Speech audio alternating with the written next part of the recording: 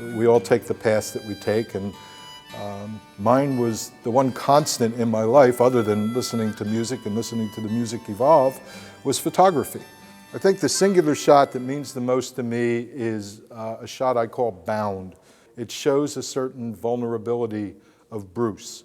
I took it, he was sitting on a chair, and he's got his arms in back of him, and he almost looks like he's tied to the chair as a hostage or a prisoner or something, and he's looking up, and he just has this very vulnerable look on his face, and it's a look that you don't always see in Bruce because he's so powerful and has such a command of things, and it's, you know, the background is totally black, totally stark, and it just, his eyes, little highlight on his hair, and his checkered shirt just kind of pops out at you.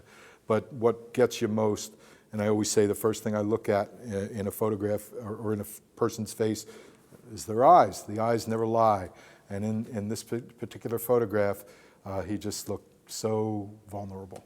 I had gone to college with Patti Smith, and we still are best of friends. And back in those days, Patti had left just prior to me leaving school and went to Manhattan. And I would go up and visit my friends and also Patti, and I had taken a lot of photographs of Patti. I told Patti about a guy named Bruce Springsteen that I was listening to on radio broadcasts. And I think he had just come out with 1 or 2 albums, and I listened to this music which encompassed all the music I grew up with. There was soul, there was blues, there was jazz, there was pop, there was folk. All this stuff was coming together in what he did. And I told Patti Smith, look out for this guy, Bruce Springsteen. I think he's going to be really famous someday.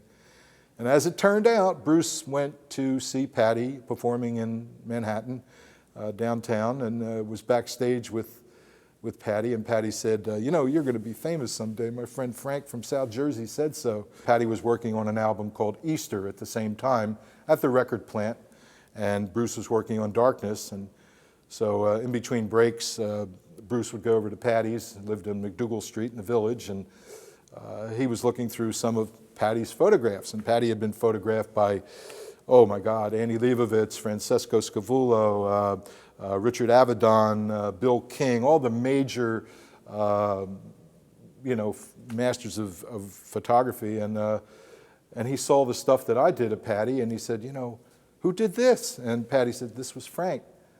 This was the same guy that told me you were going to be famous someday, and he said, you think Frank would photograph? So Patti called me up and said, Bruce is here, and he likes your photography, and, you know, you'd like to get together and do some photography. And I said, sure, absolutely, because I was a fan. You know, he was everything to me in music. But then one day I got a phone call, and this voice came through on the other side, and he said, hey, Frankie, let's get together and do some photos. I said, who's this? He said, Bruce. Bruce, you know, Springsteen. I was with Patti, you know. I looked at him as a person and how I perceived him and how I thought he would want to look, not even having a clue as to who these characters are, you know, but who he was emitting a certain character. He was emitting and evoking a certain persona. Darkness on the Edge of Town was very, very important to him. In The Promise, from the box set of Darkness on the Edge of Town, you could see how laborious that procedure was and how he recorded that album. But he needed some graphics. He needed to have the images on that album reflect the characters that he was talking about in Darkness. He knew how to project. He knew, I think he pre-thought how his look wanted to be and how the characters wanted to be. They call him the boss, not because, you know, for all the, you know, literal reasons, but essentially it was his product. Everything was his product, the music, the lyrics, the you know, the arrangements, and he went so far as the graphics. If this record was going to come out, everything in it and on it had to be the way he wanted it to be. I had a bunch of contact sheets ready, and he reached under his bed and he pulled out a flashlight magnifier and went through every single contact sheet, and he's making little notes and asking if I can do this and I can do that. And it was all hands-on. I mean, it was really, he took charge, and as he does on everything, you know.